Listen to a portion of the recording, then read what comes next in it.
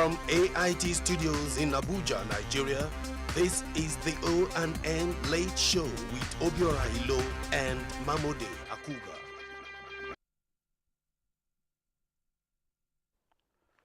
Hello and welcome.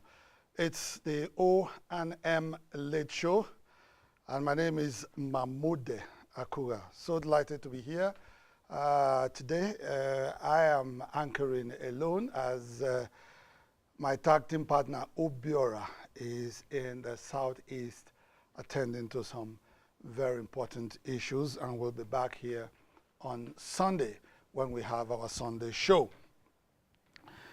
Well, today, so much happening in Nigeria, but quite a lot of focus on the Niger Delta for obvious reasons.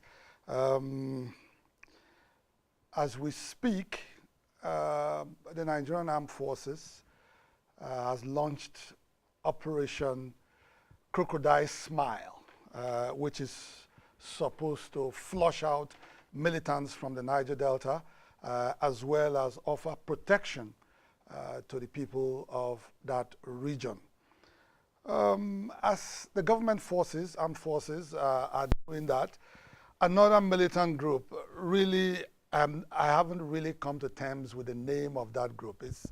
It's long, but it's a new one.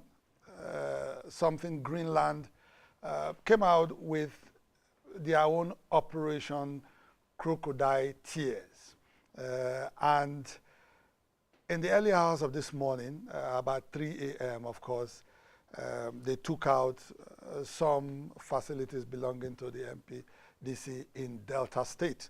And they are vowing that they will continue, whenever the armed forces carries out any attack in that region, they will retaliate by taking out some, installations, as it were. And this is coming at a time when even the Niger Delta Avengers have said, look, okay, we are going to halt hostilities and we are going to talk. There is a Niger Delta Elders group that is talking. Foremost the Jolly Daike Clark, of course, showing interest in dialogue. And, different things happening simultaneously in the region. And so for a lot of people, they're really wondering what the true picture is and what can we do to avoid something that looks like, a war between the Nigerian Armed Forces and the militants. We've heard former Speaker of the National Assembly and Governor of Katsina State, Aminu Masari, say in an interview that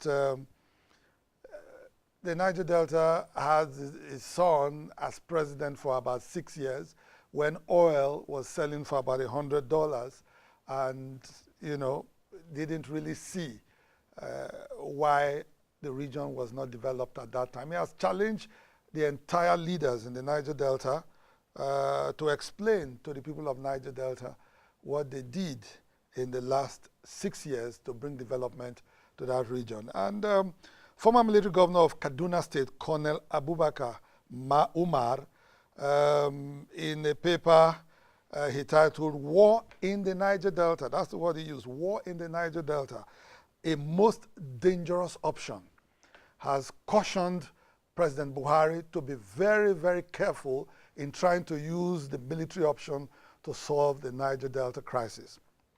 For him, he says that he's frightened, very frightened by the sudden escalation in the Niger Delta region from where there are reports of skirmishes between security forces and Niger Delta militants. And he says this is happening after the president was quoted as vowing to deal with the Niger Delta militants as he did with Boko Haram.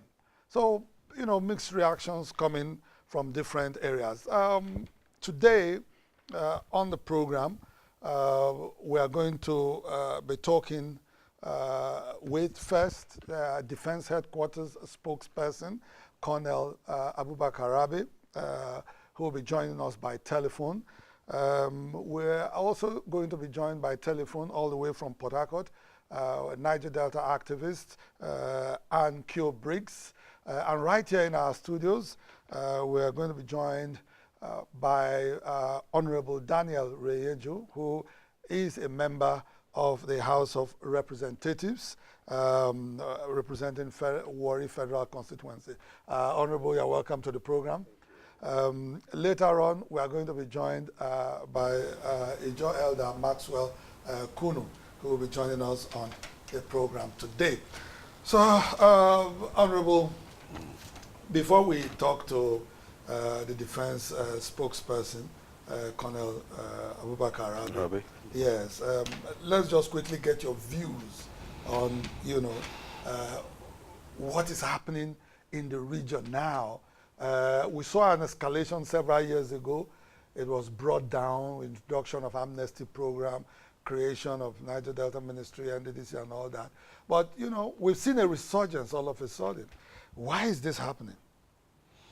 Well, thank you, Mamode. It's very unfortunate that we have found ourselves in this circle that we have actually, we thought we would have gone past. To me, it was a joyful moment to have those years of break, and I thought it was going to be a continuous thing, thinking in my mind that there was going to be a build-up and a continuous rebuilding of the agreement that they had with the federal government. But unfortunately, we didn't get it that way, and things are becoming so bad, and it's degenerating to the extent that military is being deployed in very massive proportion to that area. And one thing I keep telling people, the military don't just move. When a military moves, it goes with a lot of casualties. And I always tell people, last weekend I was in Warri, and coincidentally, I was in the same hotel with the Chief of Army Staff. And you know what that means. I wasn't too comfortable because I knew that for a general. He wasn't worried to launch Operation Crocodile Smile, yeah. Yes. And we engaged with some of his men, not with him. And they said, well, it is not an operation to wipe out anybody, but it's an operation, to get used to the creeks with what they could call the amphibious training. But to me, that is not the cause of the matter. That is not the issue. The issue is there has been turbulence in the Niger Delta, and it's been very worrisome. And the government has not been too happy with it. Nobody has been too happy. Even the Niger Delta people too are not too happy with it. But I thought there would have been a more conducive atmosphere where parties will sit down and talk about this issue. Let's forget that we have talked before, because there's a resurgence. So you must always reopen those same old issues, because there's nothing new in the Niger Delta that we have not talked about before.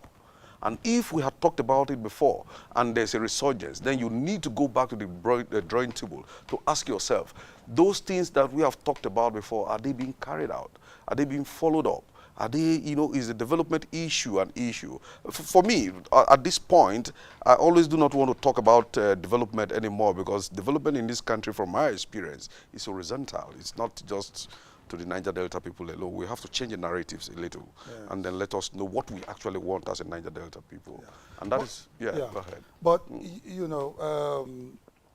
how do you see the counter-offensive against the military? Now, the president has said, look, if these militants don't talk, if they don't agree to dialogue and come to the discussion table, I'm going to treat them the way I treat Boko Haram. And that came with the launching of Operation Crocodile Tears, and which has taken off a few days ago. But even today, we saw that some oil installations were bombed today in Delta State by another militant group, not the Niger Delta Avengers. So how do you see this counter? Yes, still another unfortunate incident again that has happened. I for once, let me say this. I remember when these whole thing started a couple of months back. The president was calm about it. Maybe he was trying to get himself together to be able to approach the issues as it were. But unfortunately, yes, he requested for a 1-month ceasefire.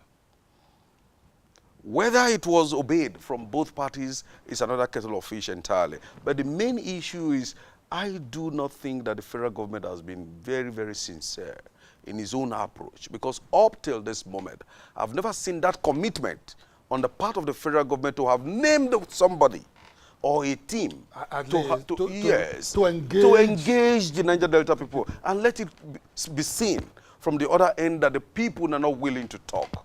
Yeah. And now the people have said, okay, we are willing to talk. We also have obeyed the ceasefire. Yes, there could be skirmishes here and there. There could be disruptions here and there. But there is nobody talking to anybody. And everybody is just talking to everybody. And that is the most frightening part. That is the most frightening part. Before now, the deployment of troops. To do what? I keep asking myself, to do what? We have not engaged ourselves. We are not talking. The federal government should put an handle to this whole issue. An handle in the sense that a team has to be constituted on the part of the government that shows putting control in place so that we can move forward. Have that been done? I would say no. The Niger Delta people have constituted a team. They have held conferences. They were in Abuja a couple of days ago, and they met with the Minister for Petroleum. The presidency has not even told us. Honorable, just a minute. I'm trying to get Colonel Rabi Abubakar on the line, the Defense Headquarters spokesperson. Colonel, you're welcome to the O&M show. Thank you very much, Mahmuda. Yes, Colonel. Tell us a little bit about Operation Crocodile Smile. A lot of people are under the impression that this operation essentially would, end up putting a lot of Niger Delta people, innocent people, at harm's way. Well, let me begin by formally introducing myself as the Brigadier General Rabi Abubakar, not Colonel. And I know. Yes. Yeah, having sorry for the slight mix-up. No problem. The issue of the ongoing exercise codenamed Crocodile Smile is an exercise which is meant to, refresh or retrain the Nigerian army in particular and the armed forces in general on the strategic training on riverine or amphibious training, in the waterways. So it has nothing to do with the insinuations go around that the military or the armed forces is there to more or less confront the militants. There is no fault in that, because we said it over and over. This exercise has been publicized for a very long time, and even some of the state governments in Niger Delta have equally put same announcement over their own medium. Yes. I remember that the Delta state government has put it on paper last week that the exercise is it's an exercise, it's a routine exercise by the military, and people should not fear, seeing bulldog of the military and then the movements of men and equipment. So there is no correlation whatsoever. People, you see, I kept saying this, Mr. Mudu. Yes. The armed forces is a very, very obedient and highly disciplined force. We are quite aware of the ongoing negotiation with the militants, and we cannot see, any responsible military, doing contrary to what the highly revered politicians are doing. You understand? Politicians, our master said they are going for negotiation, and we are respecting that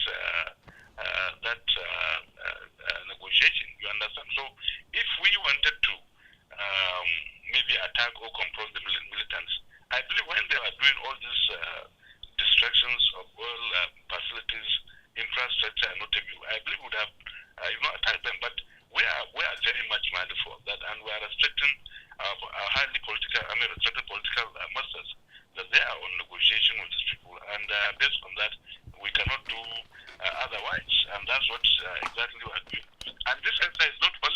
time anyway.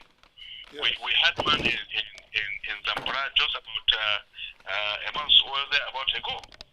We had one again in Bauchi. So it's not targeting at anybody. You understand? However, we kept saying if there is any threats, to the personnel or the equipment, definitely we must act in self-defense. You must protect them.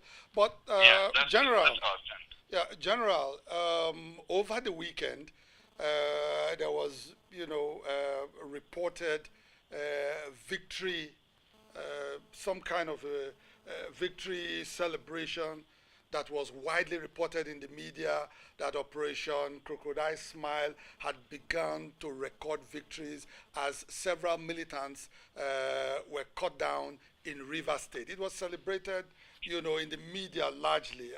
And so there's some, when you say you don't have anything to do with militants. Honestly, you see, understand my point. I said if there is any threats, it is only when we are alive that we can be able to defend this great country. So anything that can distract us, anything that can cause harm, to the personnel or to the equipment, definitely, including the militants, including any other person. We cannot just fold our hands and allow miscreants to harm us. We said this thing right from the onset. So if there is anything like that, definitely the armed forces or the personnel must act in self-defense, in line with the operational directives in the ongoing exercise. So there's nothing, strange in what we are doing, and innocent people shouldn't care about what we are doing, because it's not in any situation there must be security personnel, okay, physical security personnel for that matter, who will give score and equally stabilize any security threatened locations or areas, and that's what we're exactly doing. That's more than that. We are for the country. We are Nigerians, and we must be seen, putting our best to ensure that Nigeria remains safe and peaceful. All right, General. One more question before we let you go. Are you aware of a counter operation, codenamed Operation Crocodile Tears, by another militant group? And if you are aware, how is the army getting ready to deal with this situation? You see, we are not in any way trying to bring, people, or trying to insinuate or trying to bring all this into the media. Oh no, we are not waging war against anybody. You understand? So if any citizen, any good citizens, a responsible citizen for that matter, must be seen doing, everything possible to assist the country or his or her country to move forward. So what are they trying to achieve? You understand? What are they trying to achieve? And we say this in number and number, that we are not there to confront anybody.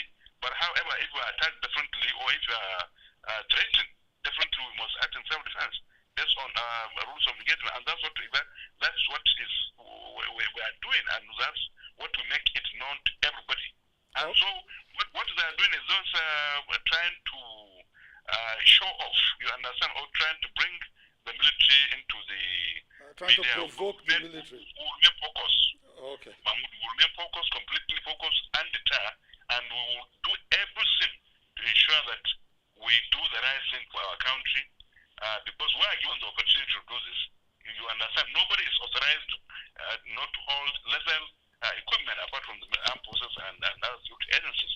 So anybody holding this is no more a good citizen; is a criminal, and it should be treated as such. So, however, we see that we are doing an exercise which is, just to prepare our mind, or to refresh, to train our personnel in the amphibious, training in waterways, and that's what we're exactly doing. More than that. Thank you so much, General. And please pardon us for the very grave mistake. I think that maybe it was the last time you were on our program, you were Colonel, so I think there's an upgrade. And I will say congratulations too on that. Thank you very much. Thank you so much. All right. Okay, Yeah, goodness. Well, Colonel, or rather Brigadier General Rabi Abubakar, defense spokesman. Honorable, he says this is not targeted at militants in any way. It's just a routine exercise. Are you convinced? I will say yes, to some extent I am convinced, but the point is this.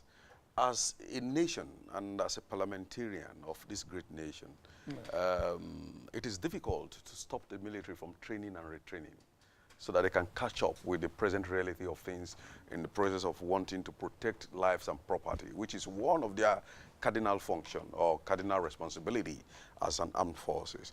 But the question I was asked by some of my constituents last week was, okay, if you training and retraining and you want to get used to amphibious activities, why not in Lagos creeks? Why not in the creeks in Ondo?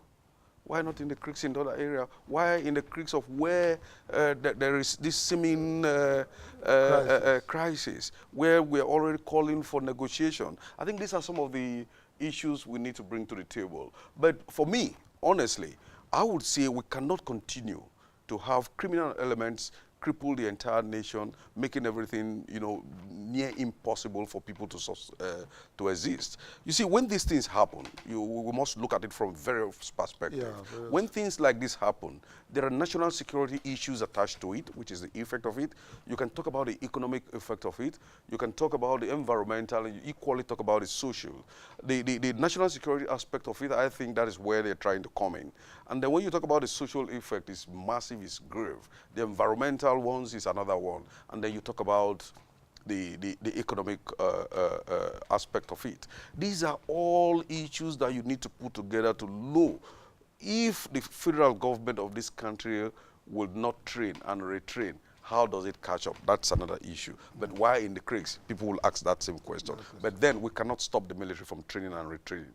But the point still remains that we have said, let's negotiate.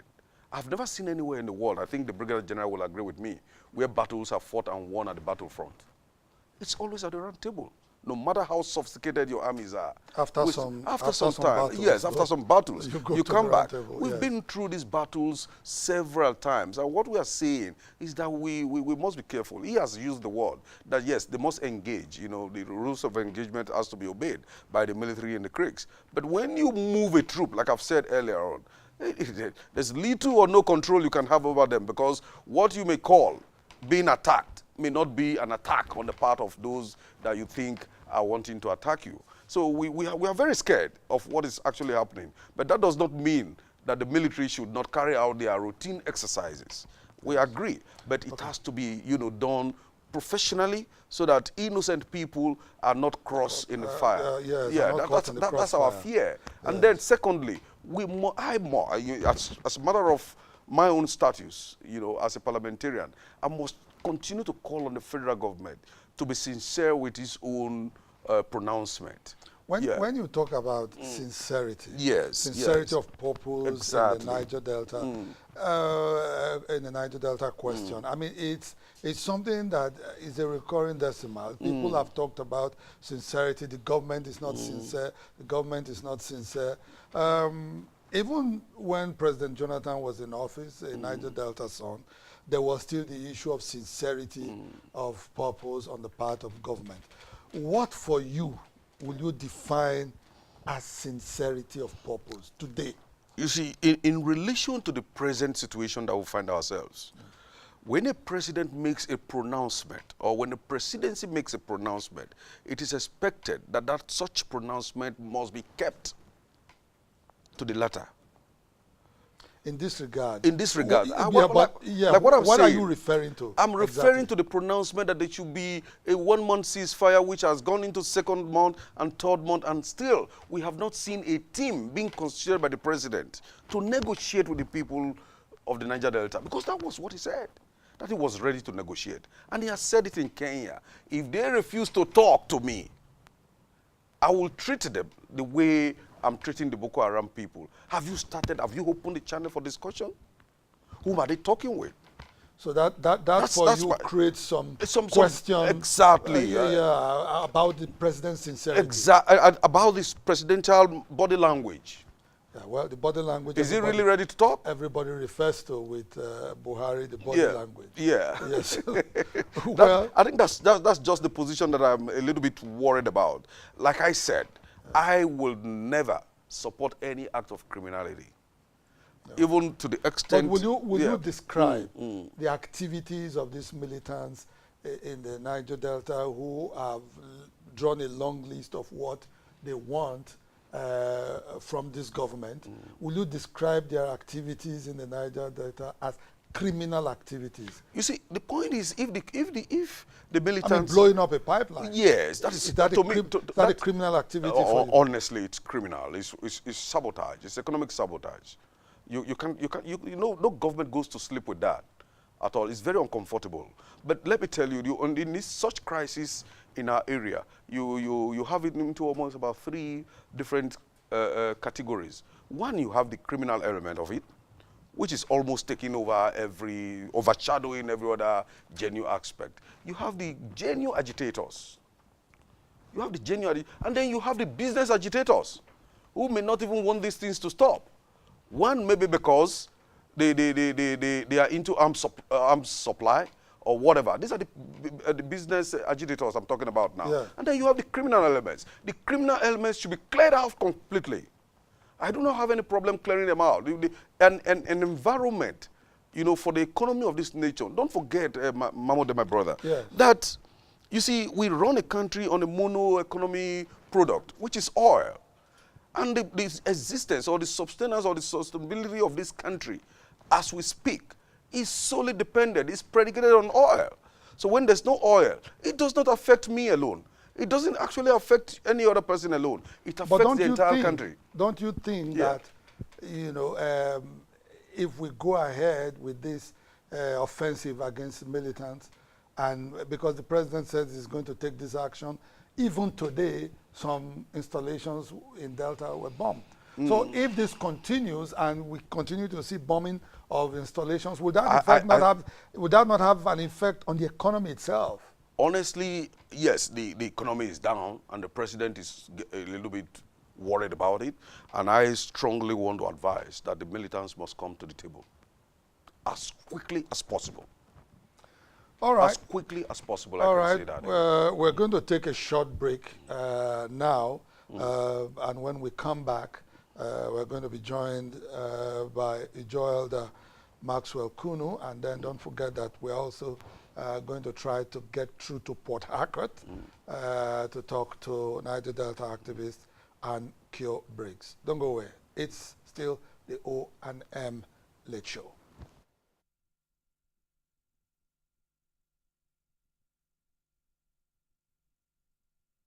Without him enjoying his 90 days, he did all that within 2 days. Yet, INEC didn't even... let me ask this question so that you Please. No, I want this, please. No, It's not everything that the president goes to everywhere prognosing. In Agatu area you're talking about, the president put up a special presidential panel. How can the executive come and give us the rule that regulates our conduct within the National Assembly? That is interference.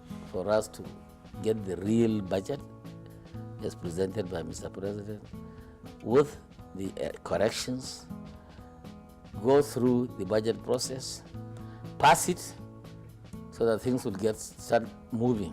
The name of the immediate past president owns a plot on the Metama Hill. Desiani Alice Maduike owns a plot on the Metama Hills. Then companies were also used to cover the faces of some individuals and Nigerians. And the Attorney General, by virtue of his position, he is the only minister given such immense powers created in the Constitution by Section 150. Now, that kind of person should be careful when exercising those powers. I am a proud Igbo woman and a proud Nigerian, and I have served this country. I love this country. Come to think of it, I'm not married to an Igbo man. I married a Yoruba Muslim. I saw Bob Marley bedroom. Many people don't know that. You know, Bob Marley is like Elijah. I'm Elisha. I have the double portion. When would the African people come together? O&M Late Show and O&M Sunday Show with Obiora Ilo and Mamodia Koga. Tuesdays, 11 p.m. and on Sunday, 2 p.m.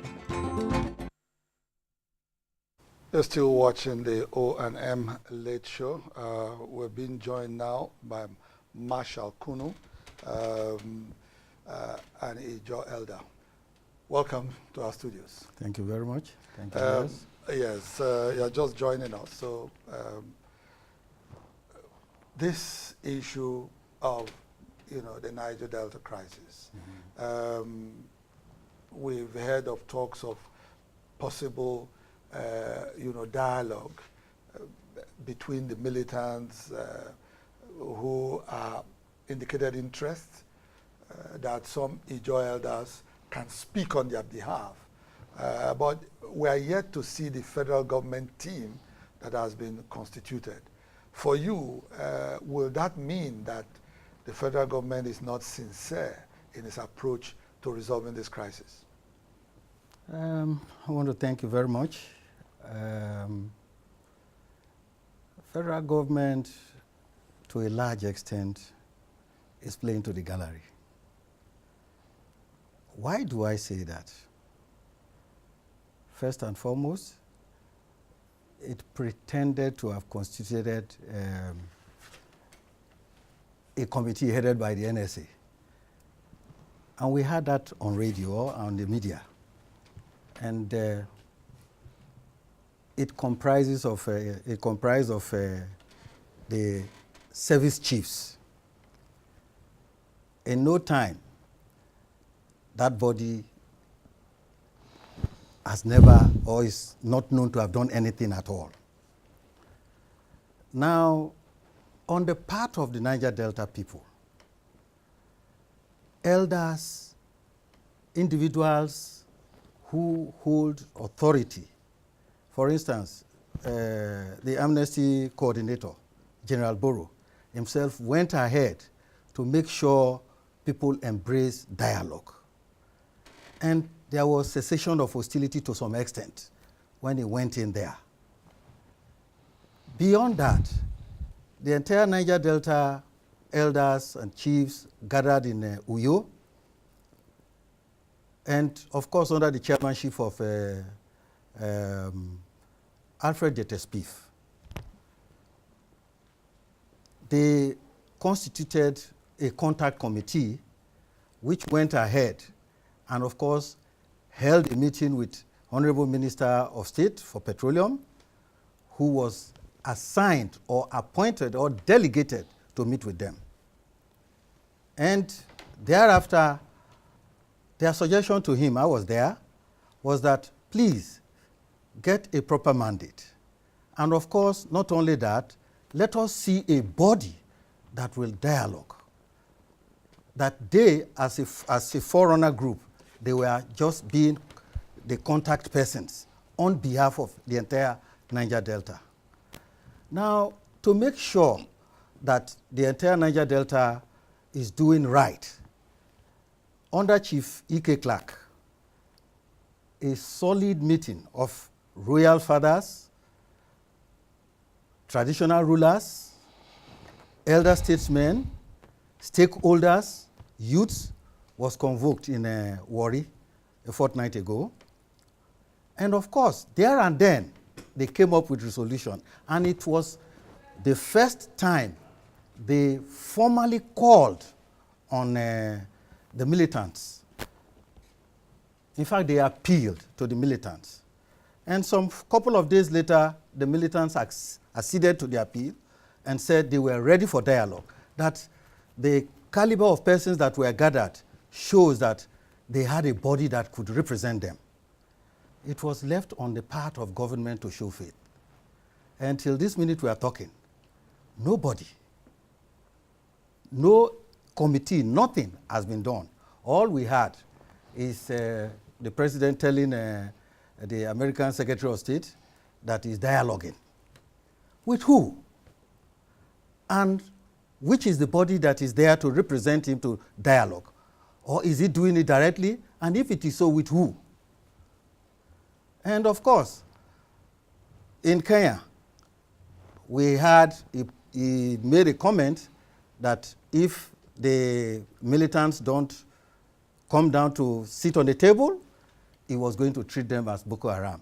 That's a double speak. So there is a large extent of insincerity on the part of government. You can't be saying you want to treat them as Boko Haram in one breath, and then you say you are dialoguing, whereas you have not even constituted anybody to do the dialoguing. For you, how would you react to the launch of Operation Crocodile Smile? I think Operation Crocodile Smile is, if it had the approval of the president, then I think it was ill-advised. And I believe that it's premeditated, possibly to wipe out the communities, destroy innocent villages and women and children, and of course, ensure that the oil flow at all costs. And it is not going to yield the desired results. Because when you start to coerce people, you make them to also see themselves at the back of, they are back on the wall, and so they want to push back. Yeah. We will get to an extent where even the innocent and peace-loving women and children will see themselves as people that need to be on the front line. And I think that that action, if I may appeal now, I would call on the president, appeal to the president to withdraw them. Let them withdraw. Now that the Avengers and all other militant groups, including the elders at the forefront, have acceded to dialogue, yes, why do we have to go for a military exercise or operation? All right, okay, let's, I think we have been able to link up to Port Harcourt, where Ann Kilbriggs, Niger Delta activist, is talking to us from. Ann, welcome to the program. Thank you. Can you hear me? Yes, I can, very well. Okay. We have spoken to Brigadier General Abubakar Arabi, who says that Operation Crocodile Smile is not targeted at militants. It's just a military exercise in the Niger Delta region. There are mixed reactions to it. There are people who think that that's the way it is. There are people who think that one of our guests in the studios, of course, not too comfortable with the idea, has asked the president to withdraw. What's your position on it? Well, unfortunately, Niger Delta, in my view, remains the target of the federal government from a very long time before this time. What is happening in the Niger Delta today is not strange, it's not new. We have always remained target. Now, the federal government will continue to play these games with the Niger Delta region and her people until something drastic actually eventually happens to solve this problem one way or the other. We would rather this problem between the Niger Delta region and the federal government is resolved peacefully, amicably, and finally during this time. But if it's not this time, it will be in the future. Now, looking at Operation Crocodile Cry or Smile or whatever it is called, it is targeted at the Niger Delta people. I don't even bring the Niger Delta armed agitators into it. Because if you are carrying out an exercise in a place like the Niger Delta, the only place you can carry out this military exercise is either in the creeks and the mangroves or in the streets of the Niger Delta, or of course in the air above the Niger Delta. Now, if that is what you are intending to do, then you're putting the terror and fear into the people of the Niger Delta region, who the majority of these people have nothing to do with the blowing up of pipelines.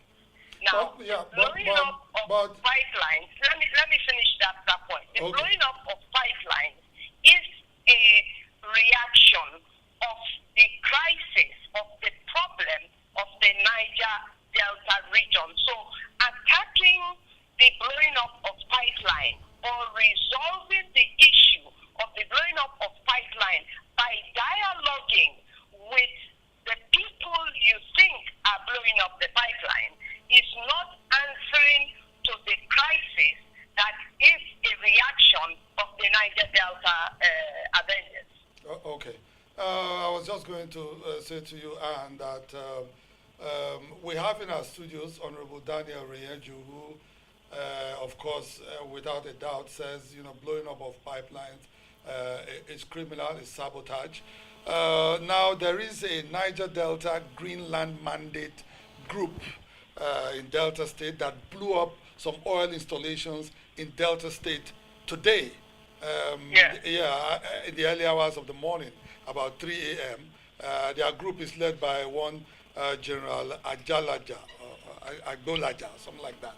How would you react to that? Because people say, look, blowing up is criminal activity. And this is supposed to be counter to the military operation. This is crocodile tears. It's Operation Crocodile Tears. Yes. Quite honestly, in Nigeria today, there is criminality all over the place. Criminality is not synonymous with Niger Delta.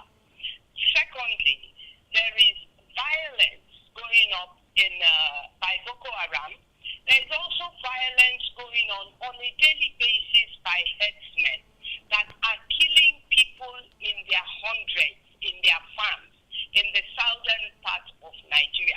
All of these are violent actions, and they must be addressed by the federal government. It is not only the violence that is going on in the Niger Delta that will be addressed by the federal government. And it is also not only the violence that is going on in the Niger Delta that is criminality.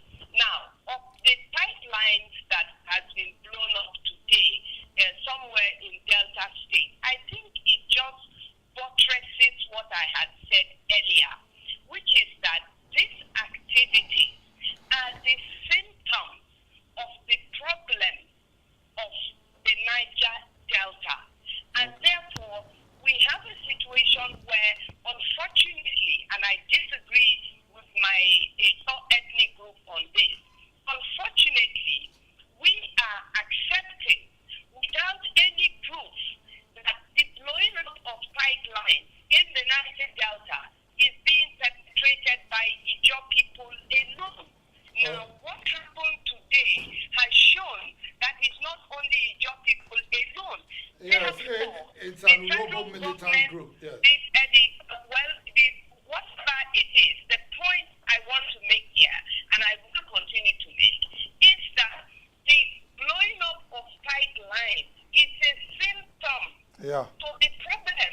Therefore, I am calling on the government and on my people of the Niger Delta, all the ethnic groups of the Niger Delta, that they should call on the federal government to address the issues that is affected, that is making the people, whoever they are, to blow up pipelines. One.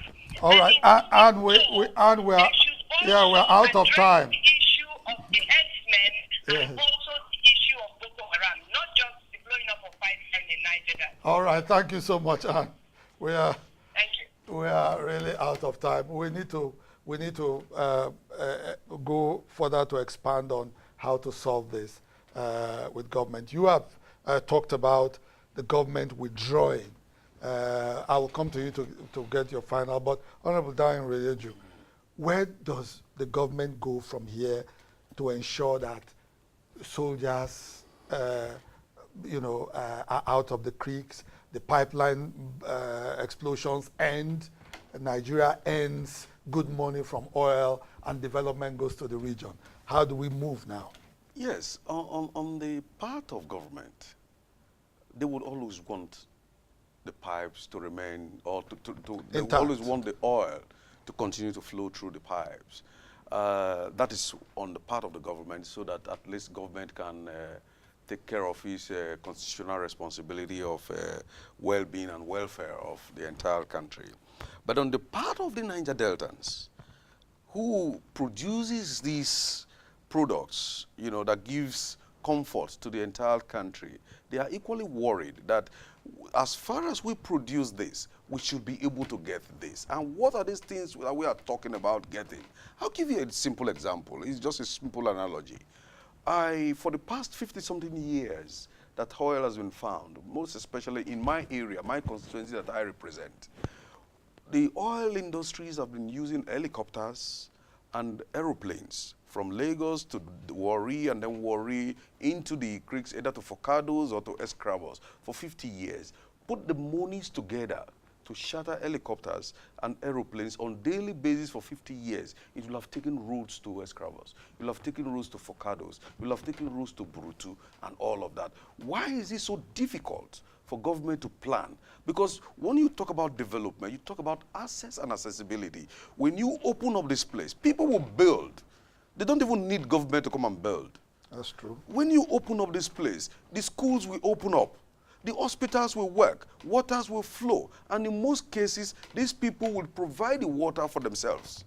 They will provide even their own security. But what we need, access and accessibility. Why is this so difficult for government? And I think what we need to do, like I've said before, is for the people of the Niger Delta, which they are trying to do, which they have done, as explained by my big brother here and my sister, they've been able to put up a team, you know, genuinely to say, okay, we can talk.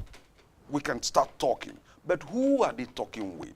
We need to come to the table, whether we like it or not, and very quickly too. All right. Very quickly. All right, Marshal, I'm going to give you the last word, but at least we can take all of 2-3 minutes for you to give us what you think is the solution to the crisis today. I think the solution is not far-fetched. Everybody has been calling for dialogue. Now, if the government wants to move forward and allow the oil to flow, they should now take the lead or accede to the plea by the elders of the Niger Delta for them to constitute the body. You recall that when President Yar'Adua wanted hostilities to cease in the Niger Delta, he took the first step. He took the first step. Yes. And history should teach us that what you need to do, and you do it right, then all the hostilities you are talking about will just crumble. Now the militants have called for certain things to be done. Yes. There are some that will require national gathering. Something like the restructuring they are clamoring for. That will require an entire country coming together. Yeah.